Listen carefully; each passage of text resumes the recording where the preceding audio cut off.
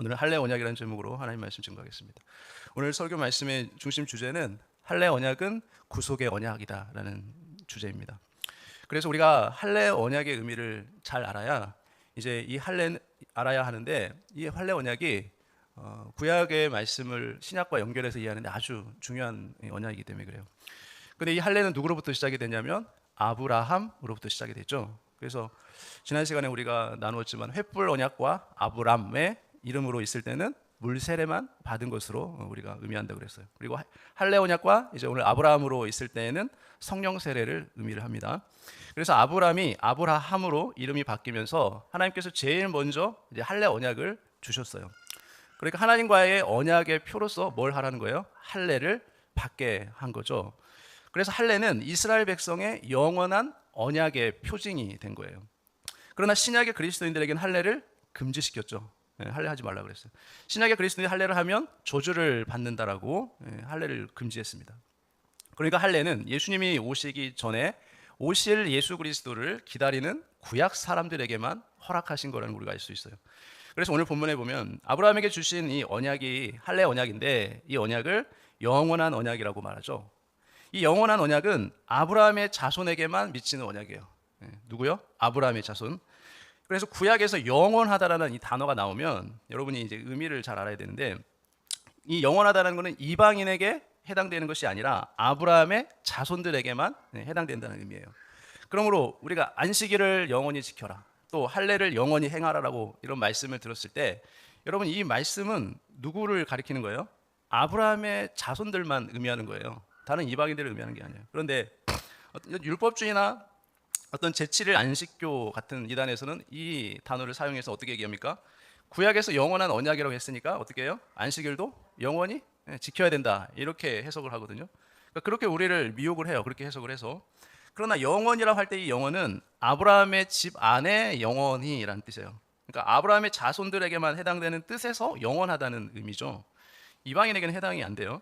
그러니까 한마디로 이 한마디만 우리가 이해하면 얼마든지 이단에 넘어가지 않을 수 있어요. 그래서 하나님 이 영원한 언약이기 때문에 우리가 지켜야 된다라고 그런 미혹하는 이단들에게 우리가 넘어가지 말아야 돼요. 하나님께서 언약의 표로 이제 할례를 행하게 하셨는데, 이것을 뭐냐면 오늘 말하는 할례 언약이라고 말하는 거예요. 그러니까 할례 자체가 언약이 아니에요. 할례 자체가 언약이 아니라 할례를 통해서 무엇을 세워줬다고요? 하나님과의 언약, 약속. 그러니까 할례를 통해서 언약을 세워줬다는 것이 할례 자체가 언약을 뜻하는 건 아니라는 의미입니다. 그래서 언약의 표징으로서 할례를 행하라라고 말씀하신 거예요. 그래서 이스라엘 백성들은 누구나 할례를 행하라라고 했죠. 할례를 행하지 않으면 어떻게 된다고 그랬어요? 이스라엘 백성으로부터 끊어진다라고 말씀을 했죠. 그런데 예수님이 이 땅에 오심으로 이제 할례의 예표가 끝났죠. 끝났단 말이에요. 그렇기 때문에 갈라디아서는 할례를 행하지 말라, 할례를 행하면 너희가 저주를 받는다라고 말하는 거죠. 그러니까 예수님이 오시고 난 이후에 계속 할례를 주장하는 사람들은 이제 그들은 그렇게 주장하면 이제 저주를 받게 된다는 거예요. 그러니까 우리나라 사람들 중에도 남자들 중에는 할례를 행한 사람도 있고 안 한 사람도 있겠죠. 그러니까 우리가 할례를 행하는 거는 뭐예요? 건강상의 이유로 할례를 행하죠. 아브라함 시대처럼 종교적인 이유로 할례를 행하는 사람은 거의 없을 거예요. 그러나 아브라함 시대에는 할례를 언약의 표로서 행했다는 거예요. 언약의 표로. 그러니까 우리 시대에는 언약의 표징으로 할례를 행할 사람이 거의 없죠. 그래서 그 당시에 이제 율법주의자들은 예수님을 믿는다고 그러니까 예수님을 믿는다면, 그러니까 예수님을 믿어서 구원받는 것이 아니라 무엇도 행하라는 거예요. 할례도 행해야 너희가 구원을 받을 수 있다라고 이제 말했던 것이죠. 그게 이제 갈라디아 교회에 들어온 유대 율법주의자들이었죠. 그러니까 할례에 대한 의미를 우리가 잘 살펴보면, 이제 첫 번째 할례는 뭐라는 거냐면, 할례는 언약의 표징으로 주셨다는 거예요. 언약의 표징으로. 그래서 성경은 하나님께서 죄인들을 구원하시기 위해서 이제 메시아를 보내주시겠다라고 하는 이 언약의 책이거든요. 성경이. 그 최초의 언약을 주신 내용이 어디 나옵니까? 우리 창세기 3장 15절. 우리가 원시복음이라고 얘기하지만 거기에서 아담에게 언약을 주셨는데 그 내용이 뭐예요? 이제 여자의 후손이 어떻게 한다고? 뱀의 머리를 상하게 할 것이다. 여자의 후손이 뭐예요? 바로 메시아를 의미하죠. 예수 그리스도를 의미하잖아요. 그래서 이 최초의 언약을 주셨는데, 그러므로 구약의 아담이든 하와든 이제 예수님이 오시기 전에 모든 사람들은 바로 이 창세기 3장 15절에 오실 메시아를 다 기다리는 거예요. 그 말씀을 이제 받았기 때문에. 그런데 그 창세기 3장 15절의 언약을 이어받은 사람이 바로 누구냐면 우리가 창세기 12장에서 누가 등장하죠? 바로 갈대아 우르로부터 하나님의 부름을 받은 누구예요? 아브라함이에요. 아브라함. 그래서 아브라함에게 주신 최고의 언약이 뭐냐면 이제 아브라함의 후손으로 그리스도가 오실 것이다라고 하는 그 창세기 3장 15절의 언약을 이어받은 것이 아브라함이 받은 최고의 복이에요. 언약이에요. 그래서 하나님은 아브라함에게 두 가지 언약을 주셨는데 첫 번째가 뭐예요? 하나가 가나안 땅과 열국의 아비가 되어서 너가 많은 후손들이 생길 것이다, 많아질 것이다라고 이렇게 얘기를 했죠.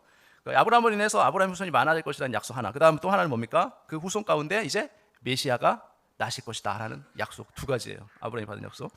그러니까 하나님은 가나안 땅과 많은 후손에 대한 약속과 또 메시아에 대한 약속을 이 아브라함에게 주었던 거예요. 이 약속을 로마서에서는 이렇게 말하죠. 아브라함의 후손을 씨라고 얘기하면서 그 씨는 뭐예요? 아브라함의 후손으로 오실 그리스도. 예, 그리스도라고 말하고 있어요. 9장 5절에 보면 로마서 9장. 조상들도 그들의 것이요 육신으로 하면 그리스도가 그들에게서 나셨으니 그는 만물 위에 계셔서 세세에 찬양받으실 하나님이시니라. 아멘. 그러나 하나님의 말씀이 폐허진 것 같지 않도다. 이스라엘에서 난 그들이 다 이스라엘이 아니요 또한 아브라함의 씨가 다 그의 자녀가 아니라 오직 이삭으로부터 난 자라야 내 씨라 불리리라 하셨으니 곧 육신의 자녀가 하나님의 자녀가 아니요 오직 약속의 자녀가 씨로 여기심을 받느니라 라고 말씀해요. 자, 여기서 보면은 그래서 갈라디아에서 또 3장 16절에서 이 말씀을 연결해서 이야기해요. 자, 이 약속들은 아브라함과 그 자손에게 말씀하신 것인데 여럿을 가리켜 그 자손이라 하지 아니하시고 오직 한 사람을 가리켜 내 자손이라 하셨으니 곧 누구시라고요? 그리스도라라고 갈라디아에서 더 정확하게 말씀해주고 있어요.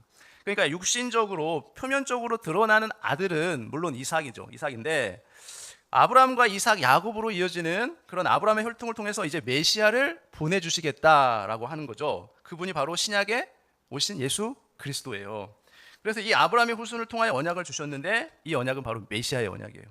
아브라함의 후손으로부터 이제 그리스도가 나오실 것을 믿는 그 믿음의 표가 뭐예요? 바로 믿음의 표로 하라는 것이 이 할례를 행하라는 할례 언약이에요. 너희가 그 믿음이 있다면 할례를 행하라는 거예요.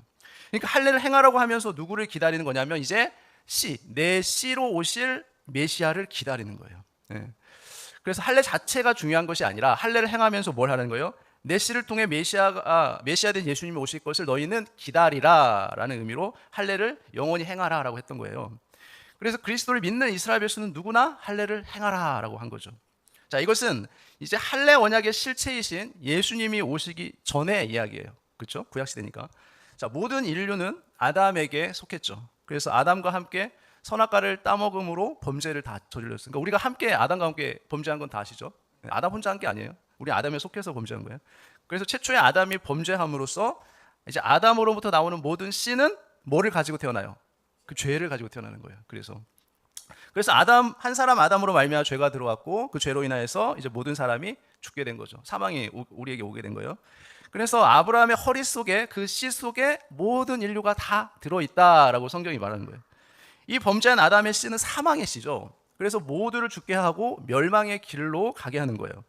그래서 아담의 씨 말고 이제 새로운 씨가 있어야 돼요. 네, 그 새로운 씨를 하나님께서 이제 아브라함의 후손들에게 보내주겠다라고 하는 거예요. 자, 그 새로운 씨가 무엇일까요? 그 씨는 이 땅에 있는 씨가 아니에요. 바로 하늘에서 내려온 하나님의 생명이어야 돼요. 그래서 그리스도를 씨로 보내기 위해서 택함받은 사람이 바로 아브라함이에요. 그래서 중요한 것이 아브라함의 후손을 통해 그리스도가 오게 하시겠다는 언약이 바로 아브라함과 맺은 언약이에요. 그래서 유대인들은 지금도 아이를 낳으면 그 아이가 혹시 그리스도가 아닌가라고 생각해요. 그러니까 아담도 가인을 낳자마자 어떤 생각을 했을까요? 창세기 3장 15절에서 하신 그 말씀이 이 가인으로 인해서 성취되지 않을까라는 그런 기대를 하면서 아이를 낳는 거죠. 네.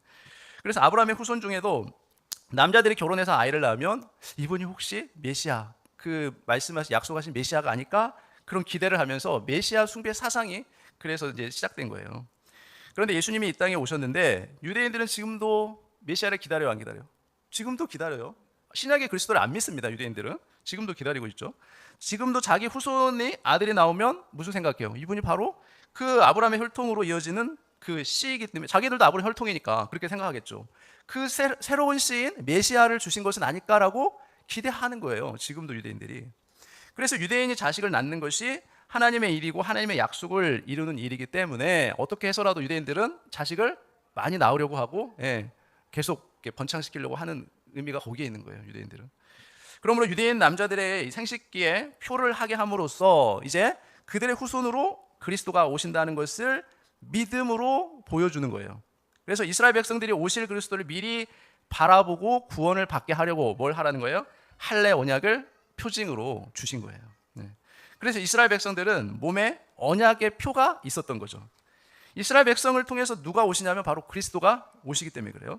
그 표가 뭐예요? 할례예요. 할례. 그래서 할례는 언약의 표이고 믿음의 표라고 말하는 거예요. 그래서 구약 사람들은 멀리서 바라보고 예수님을 환영했다라고 말해요. 멀리서 예수님을 바라보고 환영했다.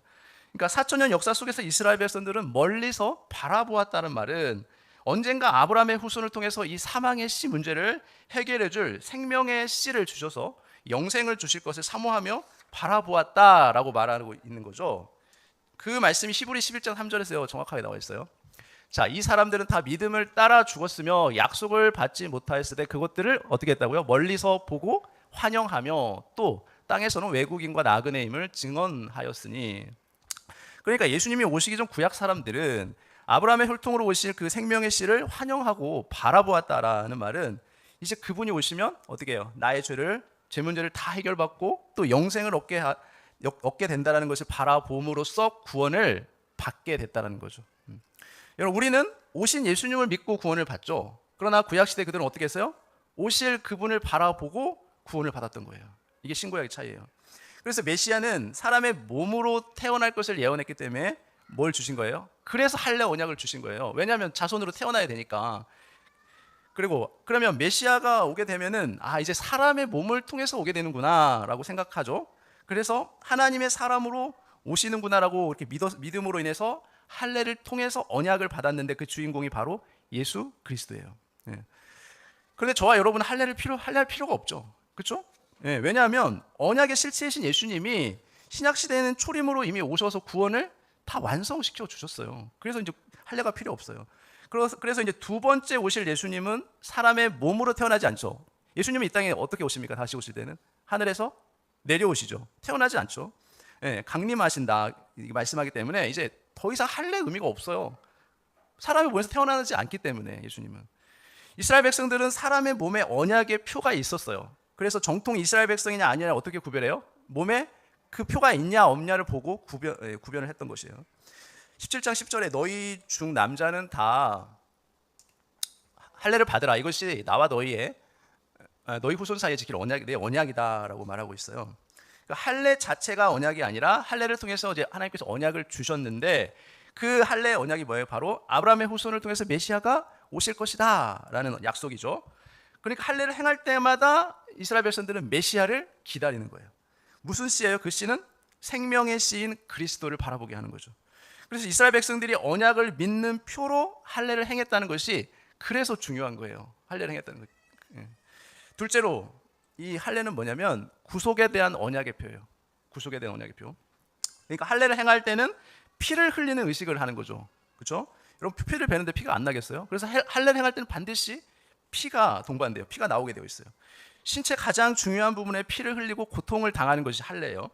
그래서 고통을 통해서 하나님의 언약을 믿는 믿음을 갖도록 만드신 거죠.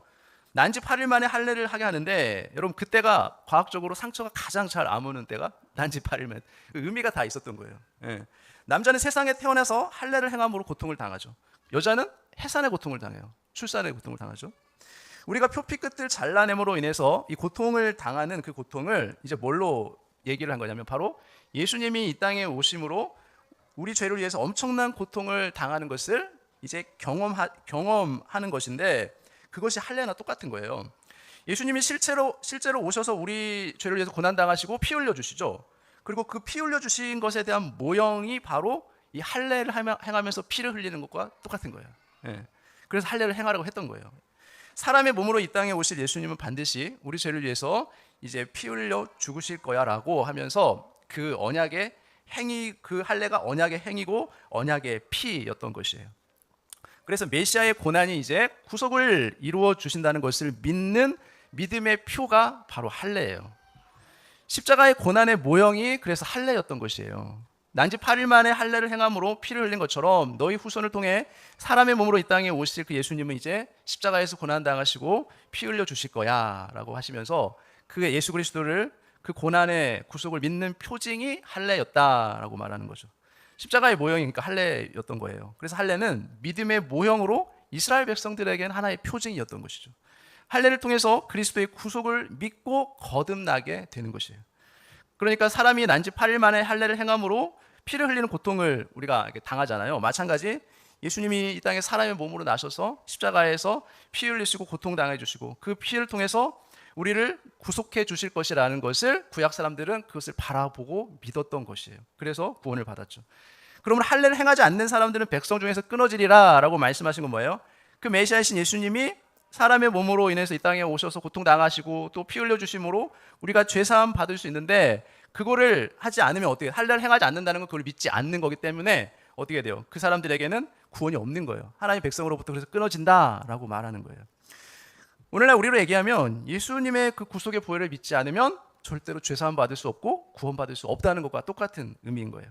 그래서 십자가의 구속은 인류에게 주신 가장 귀한 언약인 것이죠. 세 번째로 신약의 그리스도인들에게는 할례가 금지되었다는 거예요. 여러분 저와 여러분 할례를 행하지 않죠. 이 시대는. 갈라디아 6장 12절에 물은 육체의 모양을 내려 하는 자들이 억지로 너희에게 할례를 받게 함은 그들이 그리스도의 십자가로 말미암아 박해를 면하려 함뿐이라. 여러분 이 말씀을 이제 우리가 신구약을 연결해서 잘 적용을 하게 되면 우리 믿음이 성장할 수 있는 계기가 돼요. 재림하신 그리스도는 여러분 인간의 몸으로 태어나지 않죠. 그죠? 여러분 초림 예수님이 이 땅에 오실 때는 아브라함의 후손으로 태어날 것을 믿음으로 할례를 행했지만 이제 재림은 예수님이 오시는 것은 태어나는 것이 아니라 하늘로부터 내려오시죠. 강림하시죠. 할례를 행한 것은 피를 흘림으로 고통당한 것처럼 하나님이 이제 사람의 몸을 입고 이 땅에 오셔서 우리를 대신해서 십자가에서 고난당하시고 그 고통으로 피 흘리게 되고 그 피로 인해서 우리가 죄사함 받고 구속을 이룬 거예요. 그리고 이 십자가에 못 박혀서 죽으시고 3일 만에 부활 승천하신 다음에 어떻게 돼요? 우리를 데리러 다시 재림 강림하실 때는 육체로 태어나는 것이 아니라 이제 하늘에서 내려오신다는 거죠. 그래서 육신은 태어나는 것이고 강림은 하늘로부터 내려오신다는 거예요. 그래서 구원은 믿음으로 되는 것이다라고 하는 것을 우리에게 알려주는 것이 뭐냐면 로마서 2장 29절에 오직 이면적 유대인이 아니며 유대인이며 할례는 마음에 할지니 영에 있고 율법의 조문에 있지 아니한 것이라 그 칭찬이 사람에게서가 아니요 다만 하나님에게서니라. 여러분 그러니까 겉사람에게 구약 시대에는 할례를 행했다라면 이제 신약 시대에는 어디에 하라고요? 마음에 하라는 거예요. 마음에. 겉사람에게는 표피를 잘라냈는데 신약에 와서는 겉사람에게 어떤 형식이나 외형에 있는 것이 아니라 이제 속사람인 영혼에게 있다는 거예요. 마음의 할례를 행하라는 거죠. 그래서 신약의 성도들이 몸의 할례를 받으면 그리스도와 관계가 없다라는 거예요. 어떤 유익도 없다라고 말하는 거예요. 영적인 유익이 없어요. 갈라디아 5장 2절에 보라 나 바울은 너희에게 말하노니 너희가 만약 할례를 받으면 그리스도에게서 너희에게 아무 유익이 없으리라라고 말하죠. 그러니까 예수님께서 사람으로 이 땅에 오셔서 십자가의 고난 당하시고 피 흘리신 것과 너희 구원과는 아무런 관계가 없다는 거예요. 유익이 없다는 거죠. 할례를 행하면 그렇다는 거예요. 갈라디아 5장 6절에 그리스도 예수 안에서는 할례나 무할례나 효력이 없으되 사람으로서 역사하는 무엇뿐이라고요? 믿음뿐이니라라고 얘기해요. 그러니까 믿음으로 속사람이 할례를 행하는 것이지 할례를 행하고 안 했느냐하고는 아무 관계가 없다는 거예요. 믿음이 중요하다. 즉 그리스도인들은 할례를 건강을 위해서 얼마든지 뭐 할 수는 있죠. 그러나 구원과는 아무 상관이 없다는 거예요. 자, 그래서 갈라디아서 6장 15절에 보니까 할례나 무할례가 아무것도 아니로되 오직 새로 지으심을 받은 것만이 중요하니라라고 얘기해요. 구약 시대에 할례를 했다고 해서 구원받을 수 있는 것이 아니에요. 그렇죠? 마찬가지예요. 구약 시대 할례를 행하는 것은 할례를 통해서 고통을 받고 또 할례의 결과로 피가 나오는 것처럼 마찬가지로 이제 아브라함의 후손을 통해서 사람의 몸으로 오신 예수님이 이 땅에 오시죠. 그리고 고난받고 십자가에 피 흘려 죽으심으로 우리의 모든 죄를 다 용서해 준다는 것을 환영하고 바라봄으로써 구원을 받은 것이지 아브라함의 자손으로서 그냥 육신적으로 외형적으로 할례를 행한 것만으로 구원을 받은 것이 아니라는 거예요. 믿음으로 받은 거기 때문에 그래요. 유대인들에게 주어진 특별한 구별법이 몇 가지가 있었는데 표준으로 주어진 것이 두 가지입니다. 하나는 할례고 하나는 안식일이었어요. 그러니까 할례든 안식일이든 그 표징이 남아 있으면 이 사람은 이방인이고 이 사람은 유대인이구나라는 것이 자동적으로 구별되게 되는 거예요. 그래서 하나님께서 안식일과 할례를 없애버린 거예요. 구별되기 때문에. 왜 그래요? 이방인들도 이 구원의 반열에 동등하게 하나님의 자녀로 세우시기 위해서 없애버린 거예요. 안식일과 할례를. 그리고 할례가 금지된 것은 이제 구약에서 이미 예언되었던 그 사람의 몸으로 태어나서 오신 예수님이 오셔서 이미 구속을 이루었기 때문에 이제 필요 없는 거죠, 할례는. 그래서 신약에서는 예수님이 다시 오실 때는 낫는다라고 예언되지 않았어요. 하늘로부터 내려오신다라고 말씀하고 있어요. 그래서 구약은 예수님을 낫는 것으로 예언됐기 때문에 할례를 행하라라고 얘기했던 것이죠. 그러나 신약의 예수님은 하늘로부터 강림하실 것이기 때문에 강림하실 것을 우리로 믿으라라고 말하는 것이에요. 그러니까 더 이상 할례가 필요 없다라는 말입니다. 그래서 여러분, 구원은 믿음으로 되는 것이지 외형적인 형식으로 되는 것이 아니에요. 그래서 할례를 행했느냐 행하지 않았느냐는 아무런 관계가 없다는 말입니다. 신약 시대에는 아기 예수로 이 땅에 오셔서 십자가에서 구속의 보혈을 흘리신 그 예수님을 영접함으로 마음의 할례를 받게 되는 것이에요. 그리고 우리가 지금도 할례를 행했다라고 주장하면 율법을 지키는 것이 되기 때문에, 만약 그렇게 주장하려면 율법이 요구하는 613가지 율법을 다 지켜야 돼요. 우리도. 그래야 주장할 수가 있어요. 안식일도 마찬가지예요. 안식일을 지금도 지켜야 된다고 주장한다면 모든 율법을 다 지켜야 돼요.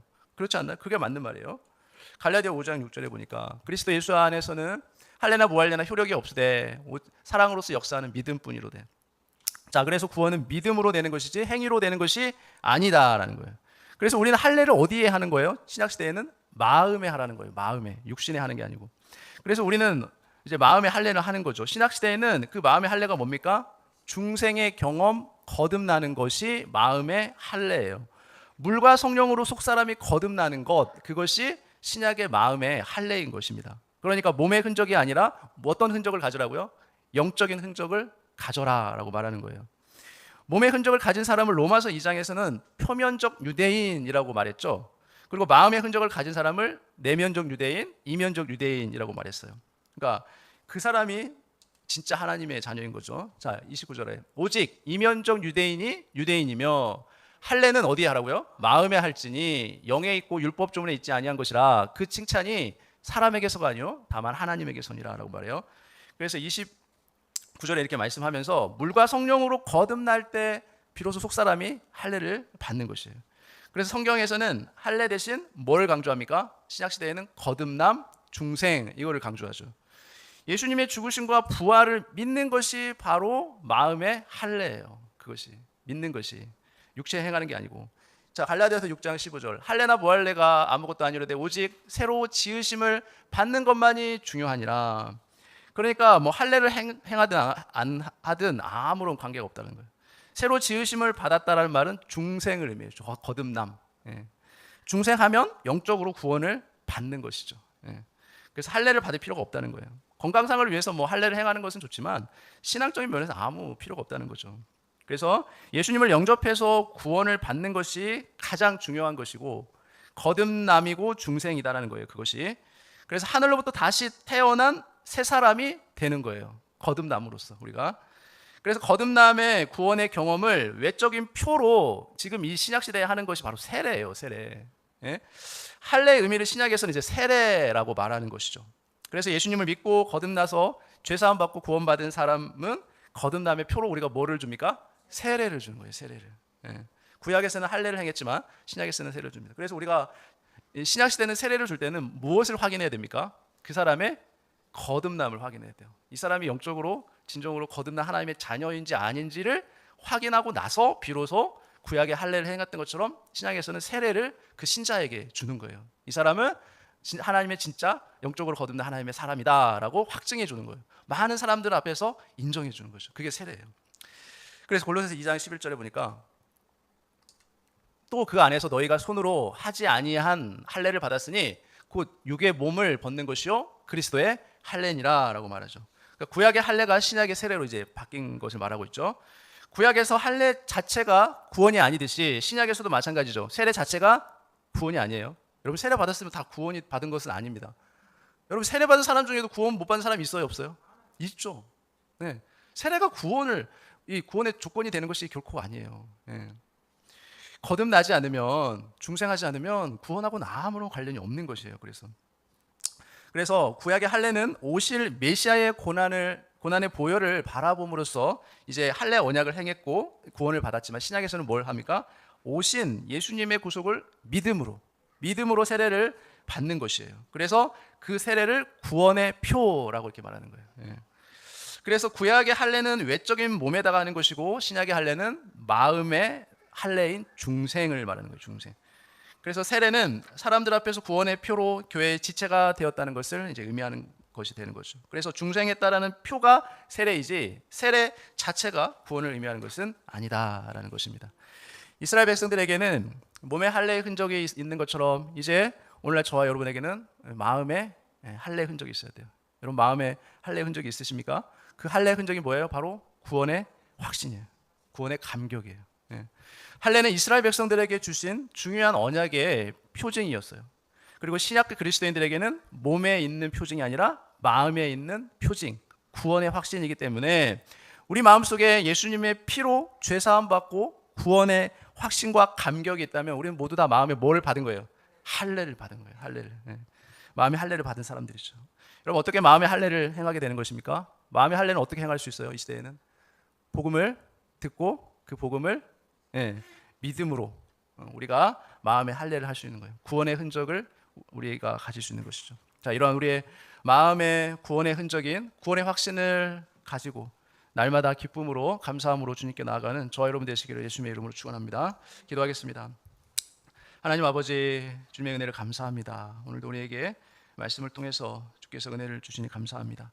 하나님 아버지, 우리가 정말 물과 성령으로 거듭난 것이, 그리고 거듭나서 구원받은 것이 외형적인 행위나 노력으로 되는 것이 아니라 내적으로 마음으로 그리스도를 영접함으로 믿음으로 아브라함의 자손이 되게 하여 주셨사오니, 이제 이 진리의 말씀을 붙잡고 내적으로 구원의 확신과 감격 속에서 날마다 주님을 섬기며 기쁨과 감사가 넘쳐나는 저희들의 삶이 되게 하여 주옵소서. 이 모든 걸 예수님의 이름으로 기도합니다. 아멘.